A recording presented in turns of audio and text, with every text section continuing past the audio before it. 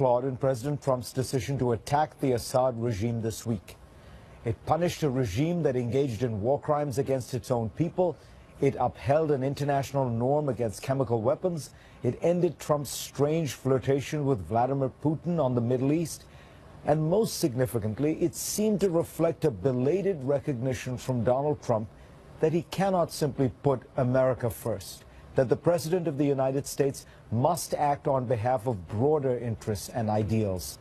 Trump as candidate and as president had so far avoided the language of global norms and international order. Yet in explaining his actions Thursday night, he invoked both and ended his remarks with a prayer that Barack Obama would never have dared to make. God bless America and the entire world. But as former Defense Secretary William Cohen pointed out on Friday, one strike does not make a strategy. U.S. policy on Syria remains quite unclear. The Trump administration had repeatedly announced that it had shifted away from the Obama administration's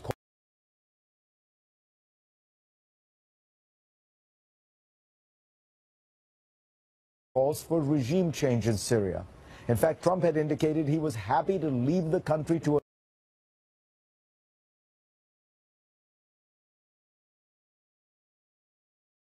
Assad as long as this would help defeat ISIS. On Tuesday, the day of the chemical attack on Idlib, White House Sean Spicer basically and Syrian civil war. Will it use military force to help oust Assad? Do these actions help ISIS and Al-Qaeda, which after all are fighting against the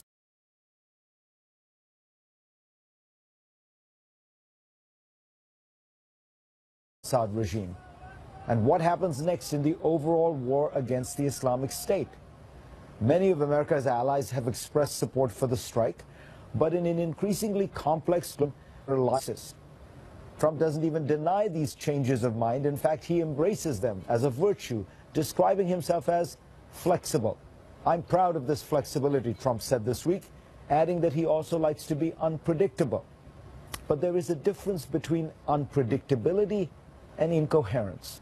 This week's strike does leave one with the impression that foreign policy in the Trump administration is not being made by carefully, consistently evaluating a situation, assessing options, weighing costs and benefits, and choosing a long-term path. Instead, it is a collection of reflexes responding instinctively to the crisis at hand. Trump's military advisors provided him with a tactically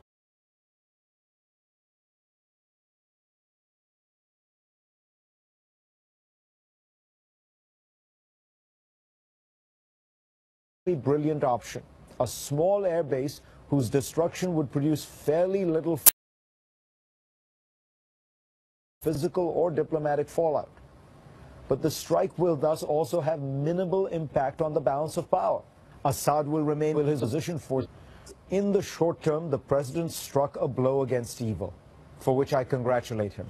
And if he was moved to this action because he saw heartrending pictures of children, that's fine. I would only ask that he look again at those images.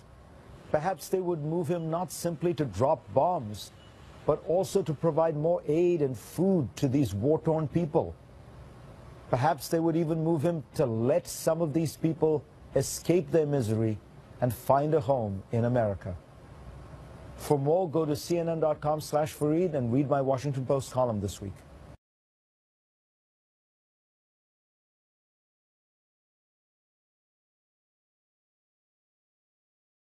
And let's get started.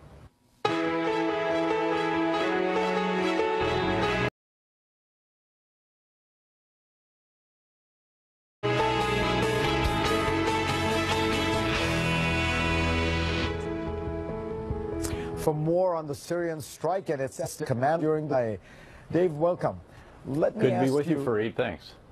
You, when you were director of the CIA, repeatedly urged that the United States get more involved, in a sense, pick a side in the Syrian civil war. You were in favor of, as I recall, in 2013, some kind of strike at that time when it used chemical weapons. So in a sense, Trump is implementing the David Petraeus, Hillary Clinton, Leon Panetta strategy right now. Are we, as a result, engaged in the Syrian civil war? Well, we're certainly engaged in Syria. Now, whether or not you can say that our support for the Sunni opposition translates into engagement in the civil war directly against Bashar al-Assad, I think is actually still premature. The strike that we saw is potentially a strategic inflection point. It certainly sends a message to friends and foe alike that this president will take action when lines are crossed, and that is, again, potentially very significant. But as you've just pointed out, echoing the sentiments of Secretary of Defense Cohen, one strike does not a strategy make. And we'll really have to see what unfolds now. And this week we'll see some of that. Secretary Tillerson travels to Italy to meet with his G7 foreign minister counterparts.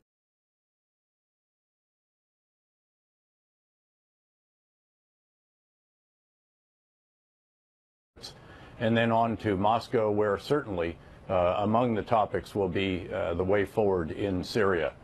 I think that there could be, out of this, some degree of solidifying the national security team, which I think is shown real, indeed, strategic sense in this case. H.R. McMaster guiding this policy development. You've got rock-solid folks at the Pentagon and Secretary Mattis, in General Joe Dunford, the chairman of the Joint Chiefs, and indeed in General Joe Votel at Central Command. Secretary Tillerson rapidly, again, mastering the issues. I think you could term him an engineer. He's looking at each piece of this quietly, but very rapidly, I think, starting to take hold there. And then our ambassador at the United Nations, Nikki Haley, has hugely impressive. But again, now on policy beyond the focus on the defeat of Daesh, of the Islamic State, and of the al-Qaeda affiliate, could we then say that the focus is on stopping the bloodshed, stopping the eruption of this geopolitical Chernobyl that is Syria, spewing violence, instability, extremism, and a tsunami of refugees, not just into neighboring countries, but into our NATO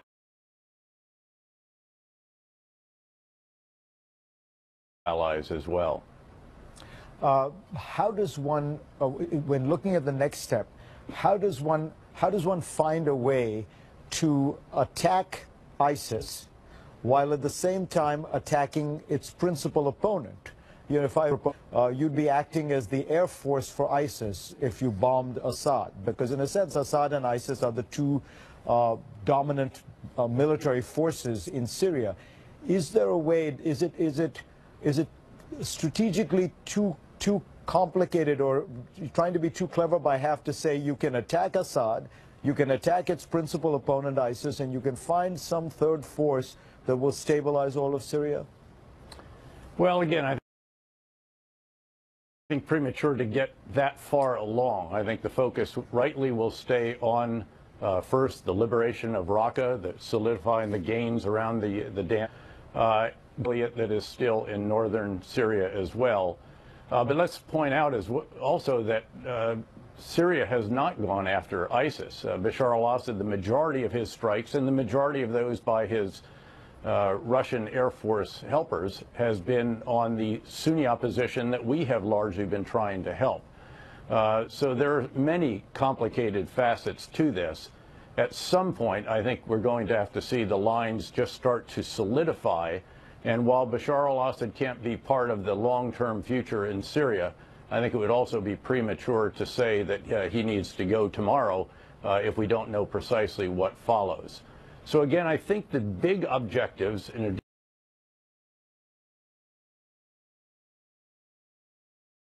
addition to defeating Daesh and the al-Qaeda affiliate, now become this effort to stop the bloodshed. And I think ultimately that.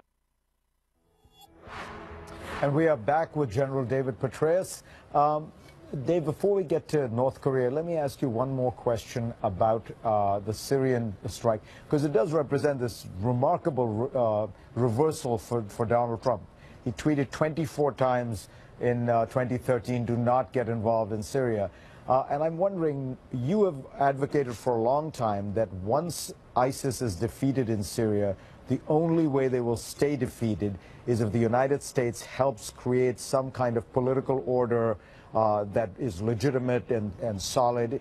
That would sound a lot like the kind of nation building that Trump has denounced. You met with Trump when he was effectively interviewing you for Secretary of State. Do you feel he might reverse himself and that the United States might get more deeply engaged on the ground in Syria?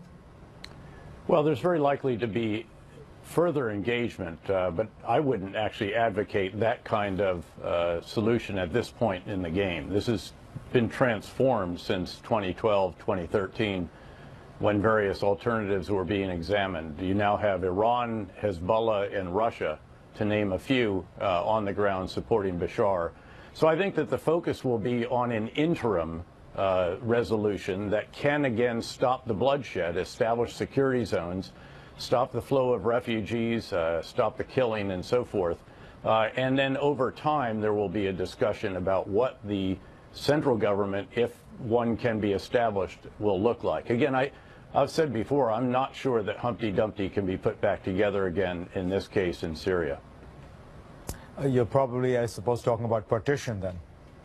Well, I don't think you do that as a formal long-term solution. I think what you do initially is an interim way forward, just so that you can stop all the tragedy that's happening, and then try to figure out where can you go from here.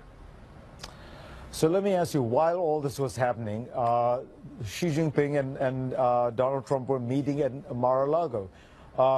There's often a belief that American assertions of power in one area deter a group on the other. So people say, you know, the Chinese would have looked at this, or the North Koreans would have looked at this strike and taken heed. But I just wonder, you were commander in Iraq at a point where the United States had committed hundreds of thousands of troops to military interventions in Iraq and Afghanistan under the Bush administration, and yet the North Koreans kept testing nuclear missiles.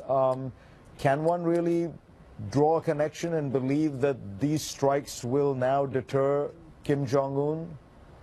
Well, I don't know that they're going to deter Kim Jong-un. They do send a message, as I mentioned earlier, to friends and foes around the world. I do think that that is significant, just as the red line that turned out not to be a red line sent a message, and however the outcome of that situation at the time did undermine U.S. credibility around the world. So I think this is an important message, probably to China, not just North Korea, because this president faces a strategic reality that is different than any of his predecessors. The prospect that a madman could have a nuclear device that could actually hit an American city within a few years. In other words, during this particular term in office. But when you look at the options, every military possibility is relatively unattractive. That's shorthand for ugly. And the then whats are very, very difficult as well. So I think in the interim period here, there's going to be more pressure through China on North Korea. Secondary sanctions, enforcement of the sanctions on Korea on Chinese firms that are continuing to do business. More pressure on President Xi about reducing the flow in the umbilical cord from China to Pyongyang that essentially keeps the lights on in that country. But of course, China's concerned that it could precipitate a collapse. It doesn't want to see the Korean Peninsula reunified under Seoul. So there's a lot of complexity to this particular issue. But to come back to it, I think the strike does send a message, but only if there is continued thoughtful, assertive leadership by the United States, which then leads us to believe that America first can still mean that America leads the rules-based international order. Final thought, Dave. What does this tell you about Donald Trump as president? Did you learn anything new in this week? Yeah, I think this is the week in which Donald Trump became the commander-in-chief. You know, this is the welcome to the White House moment. And I think that his team did very well in providing the options to him. I think he chose wisely. I think his statement after the strikes was a very thoughtful and responsible statement as well. So I think this has been an important moment, but again, we have to see what follows and to see if this path can continue. David Petraeus, always a pleasure to have you on. We hope to have you on again soon. Thanks, Reed.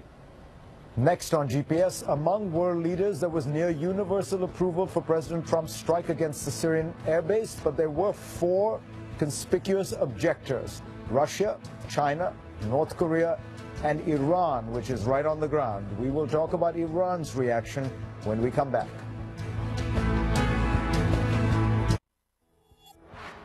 On Saturday in Tehran, Iran's President Hassan Rouhani did not hold back his criticism of America's strike on Syria. He said Trump didn't ask the UN or his own Congress for permission, ignoring all international principles and laws. He continued that the attack was done with aggression, blatantly and outrageously. The Iranian regime is, of course, staunchly allied with Syria's Bashar al-Assad. Let's bring in 2 great Iran experts to talk about how this plays out. Robin Wright is a contributing editor for The New Yorker. She has reported extensively from Iran and about Iran. Karim Sajdapour is a senior fellow at the Carnegie Endowment. His work focuses on Iran. Robin, let me ask you, here is the Iranian foreign minister's tweet about this strike. Not even 2 decades after 9/11, the U.S. military fighting on the same side as Al-Qaeda and ISIS in Yemen and Syria. Time to stop hype and cover-ups. Does he have a point? Is this in effect something that will help ISIS?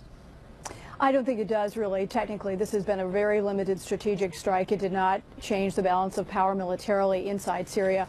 The bigger picture for Iran is really much like Russia, that Syria is the most important ally it has. Syria is the strategic center of the Middle East.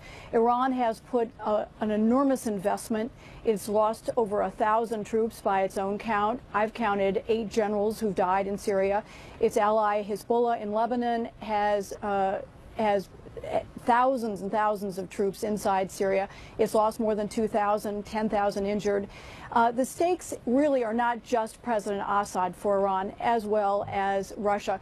The really bigger picture is, do you have some influence on this important geostrategic property so that your one alliance, your one friend, is not suddenly becoming, whether it's an ally of the West, friendly with Israel, and that for Russia losing its freshwater, its port in the Mediterranean, Iran losing its access to other nearby countries. There's a lot at stake for Iran, and so it's going to be making a lot of noise about the U.S. military strike. So, Karim, does this now place the United States in an active opposition to Russia, to Iran? How will the Iranians react? I mean, there are American troops in Syria, there are American troops in Iraq, and Iran has a lot of militias on the ground there. I would say, Fareed, that Iran, if it responds too softly, it risks losing face. If it responds too aggressively, it risks losing their heads and inviting potentially more U.S. military involvement in Syria, which they obviously don't want. As Robin said earlier, Iran has consistently doubled down on Bashar Assad over the last 6 years. They've invested tens of billions of dollars in Syria. And in contrast to the United States, which really just has air power in Syria, Iran has not only their own ground forces, but they've assembled tens of thousands of militias of Lebanese Shiites, Iraqi Shiites, Afghan and Pakistani mercenaries. So Iran is firmly committed to the continued rule of Bashar Assad, and I think that's unlikely to waver. What is the state of play, Robin, in Iran? You know, last we heard, when we left off, the Iran deal happened. Rouhani and Zarif, the supposed moderates, were emboldened, but nothing much seems to have changed in their foreign policy, right?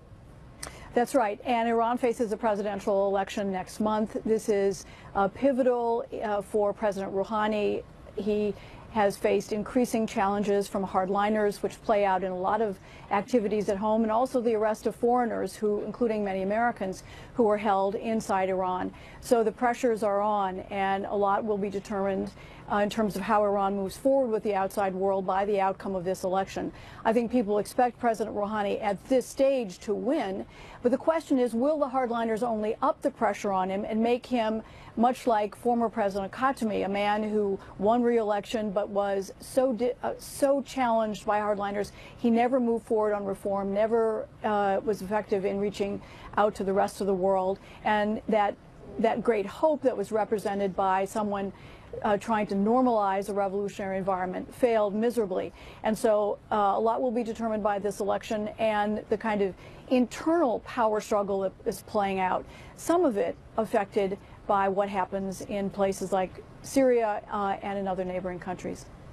Karim, wouldn't you say that these strikes, the one thing it suggests is, I think there was a while where people in the Middle East thought they were going to be left to their own devices by the Trump administration. For better or worse, there was a sense the Trump administration's view seemed to be, let them all kill each other. And that no longer seems to be the case. The Trump administration is engaged in the Middle East, and I assume from Iran's point of view, that's not a good thing. That's right. Iran, obviously, for the last 4 decades has tried to fight what they call U.S. hegemony, U.S. influence in the Middle East. And one of the regions of the world which is very happy with the Trump administration are the Gulf Arab countries, particularly Saudi Arabia, which saw President Obama as tilting towards Iran. But the reality is that the United States and certainly American citizens have tremendous fatigue with the Middle East after a decade in Iraq and Afghanistan. They don't want to send American sons and daughters to fight on the ground in Syria, whereas Iran is firmly committed to those fights, and Iran really thrives in countries which have power vacuums, whether that's Syria, Yemen, Iraq, Lebanon. So, the question is whether the balance of power in the region is really going to change as a result of these strikes. Is this a sign of renewed U.S. involvement in the region, or was this merely kind of a one-off symbolic strike? Karim, thank you. Very good point. The Iran will be there for a long time. We will be there and gone probably in some sense. Thank you both. Fascinating. Next on GPS. Pictures of children killed by sarin gas were enough to convince Donald Trump to attack a Syrian airbase. What would he do in response to looking at pictures like these? We're going to show more when we come back.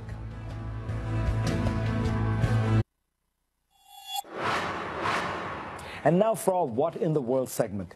Since Assad's chemical attack, we have been talking about the power of pictures. These pictures were so powerful that President Trump says they forced his hand and made him fire 59 Tomahawk missiles at the Syrian airbase responsible for that chemical attack. Well, we have some other powerful pictures that perhaps the president ought to look at. This is the face of what UN officials are calling the worst humanitarian disaster since 1945. And it is happening right now. Without collective and coordinated global efforts, people will simply starve to death. That's the UN's top relief official, Stephen O'Brien, and an alarming new report from the World Food Programme backs him up. The leading humanitarian organization fighting hunger says that in 48 countries around the world, 108 million people face crisis-level food insecurity. That is up dramatically from 80 million people just 2 years ago. So what is going on? Why do so many face starvation right now? Much of this current famine was brought on by a deadly mix of drought, lack of aid, and poor governance.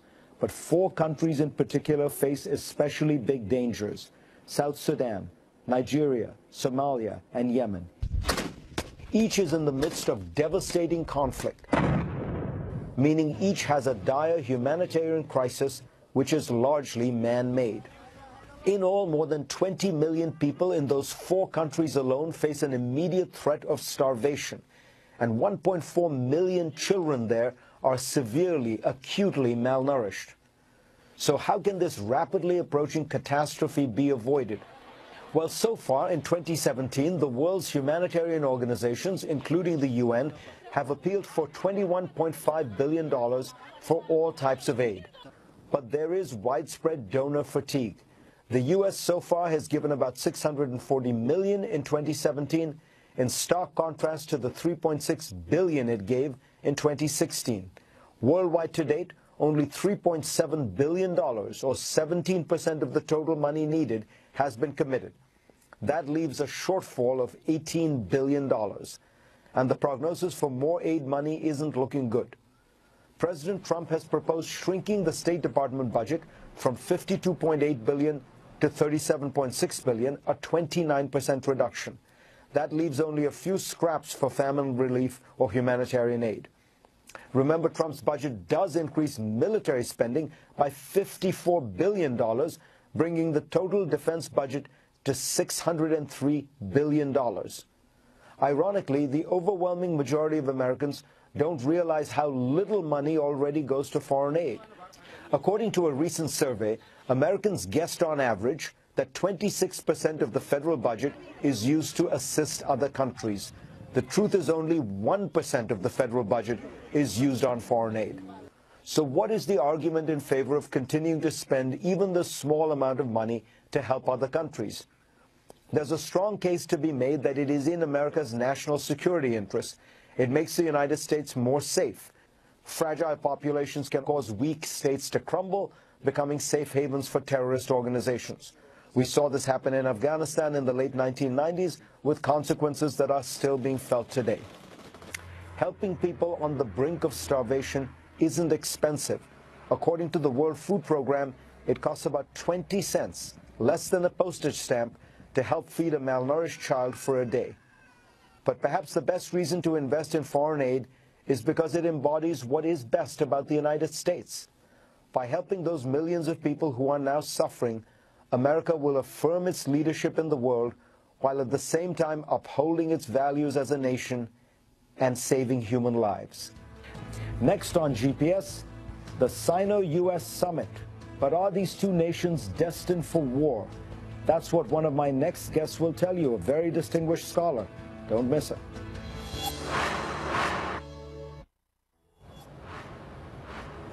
For dinner at Mar-a-Lago on Thursday night, President Trump and Chinese President Xi were offered a choice of New York steak or Dover sole. We don't know what Donald Trump ordered to eat, but we do know that before dinner he ordered the strike against Syria. Without the strike, the summit between the leaders of the two largest economies in the world would have been the top headline. Instead, it got buried. So what did we miss? And what does the future hold for relations between the United States and China? Joining me now are Elizabeth Economy, Director for Asia Studies at the Council on Foreign Relations, and Graham Allison is Director of the Belfer Center at Harvard's Kennedy School of Government. He's the author of an important forthcoming book, Destined for War: Can America and China Escape Thucydides' Trap? Graham, you have to begin by very quickly explaining what the Thucydides trap is and why you think that there is a sort of better than even chance that the United States and China could go to war. Well, Thucydides trap, as you know, is the deadly dynamic that occurs when a rising power threatens to displace a ruling power. Think about what was happening in Europe 100 years ago this week, when Germany's rise created an interaction with Britain that ended in a war. Or think about the relationship between China and the U.S. today. Now, Thucydides wrote about ancient Greece, but historically, when a rising power threatens to displace a ruling power, alarm bells should sound. Extreme danger ahead. And you point out that historically you've counted there are, what, 18 cases, and in most of them... In the last 500 years, I've been able to identify 16 cases. And in 12 of the cases, like Britain and Germany, the outcome was war. In 4 cases, the outcome was not war. So when Thucydides said war was inevitable, that was hyperbole. But while destiny deals the hands, the players have to play the cards, recognizing that there's severe structural stress that would therefore lead business as usual to produce history as usual, but it's not inevitable. So it's not inevitable because of people and personal diplomacy. Who are these two people, and did they get on from what you could tell? So I think expectations were certainly modest for this summit, and much more modest than trying to address the Thucydides trap, I have to say. But actually, I think that the expectations were largely met, and it was a positive first step in the U.S.-China relationship. I think President Xi and President Trump began to establish a personal relationship. To some extent, I think they're kindred spirits in ways that are somewhat counterintuitive.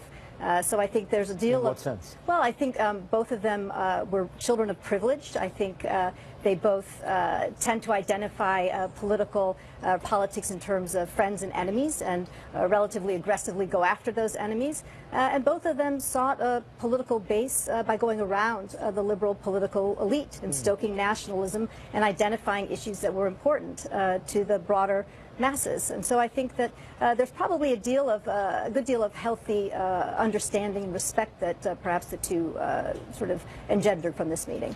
I assume, Graham, the one thing that Trump was not able to get from Xi was some kind of an okay that you know, a strike like this, like the Syrian strike, would be okay against North Korea, China's ally. Well, certainly the timing of the bombing of Syria underlined the threat that Trump has made, that he's prepared to strike North Korea unless Xi can find some way to cause North Korea to stop acquiring the ability to deliver a nuclear warhead against the U.S. But Xi is terrified by that idea, as are most of the neighbors, like South Koreans or Japanese, or even analysts like us, because if we were to strike North Korea, is Kim Jong-un just going to sit there? No, he's most likely to strike South Korea, perhaps triggering a second Korean War. And you and I, at least as historians, remember the first Korean War didn't turn out very well for either party, and certainly not for the U.S. So probably no agreement, agree to disagree on North Korea, on trade, which was meant to be the one that Trump was going to have these tough negotiations. What do you think happened? So I think what's important is, in part, that the U.S. did set the agenda. So the main issues that were discussed were the two that were most important to the White House, namely North Korea, where, quite right, we didn't get a major agreement, and I at least hope for some assessment that maybe we've moved forward on contingency planning, or something a little bit more than what we seemed to get, which was basically nothing. But I think on the trade front, the two sides agreed that we would establish this 100-day study that each side would undertake for how we might be able to begin to improve the trade relationship. And frankly, leading up to the summit, the one area that Chinese analysts and foreign policy officials were discussing as the one where they could see some Chinese movement was on the trade front. So I think there's some optimism, perhaps, that we're going to get to some progress on this issue. All right. This is television. You're a distinguished scholar, but we have 30 seconds. What grade would you give the summit? I mean, how did it go? Well, you'd have to give it an incomplete since we don't know all the elements, but I would give it a B+. I think that the two sort of alpha males are beginning to, assess each other, and nothing bad happened. And Trump showed he can manage a show, which of course he can, with dignity, and actually I think gave Xi the thing that he wanted most, which were vivid images of respect for China and respect for himself as a great leader. That's right. Ivanka Trump gets an A for getting her daughter to sing that song. In Mandarin, of all things. That's going to be viral in China for sure. Next on GPS, saber rattling between two major European nations, both members of NATO. Is this Europe in the wake of Brexit? We'll dig in when we come back.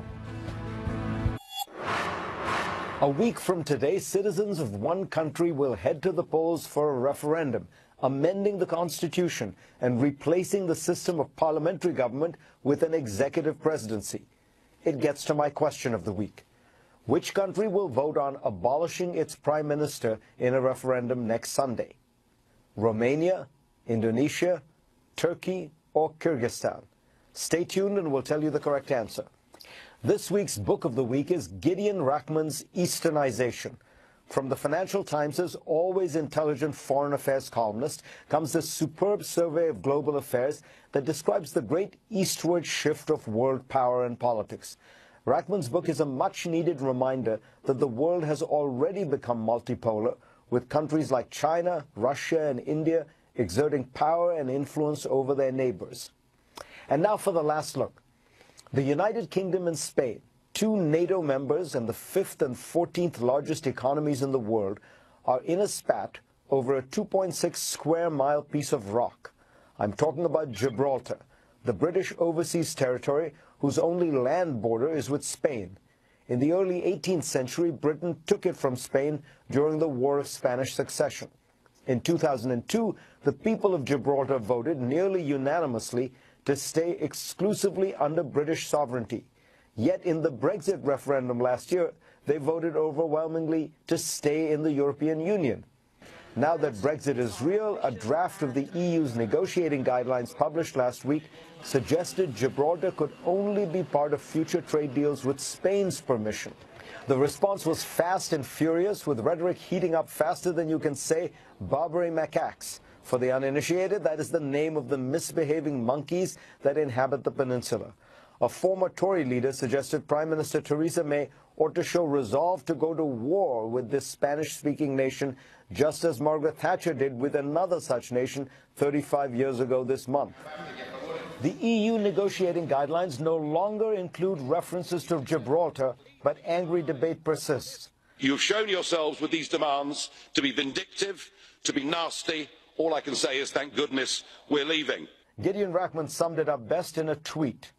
Gibraltar Row shows why we have the EU in the first place, to get countries to drop nationalist grievances. Without EU, it all pops back up. The correct answer to the GPS challenge question is C. Turks will head to the polls next Sunday for a referendum about amending the Constitution. If successful, some of the sweeping power changes will include abolishing the Prime Minister and giving the President the power to extend his term in office until 2029. Reuters points out that recent poll results have been mixed. But if we've learned anything from elections of late, we need to wait until the votes are counted. Thanks to all of you for being part of my program this week. I will see you next week.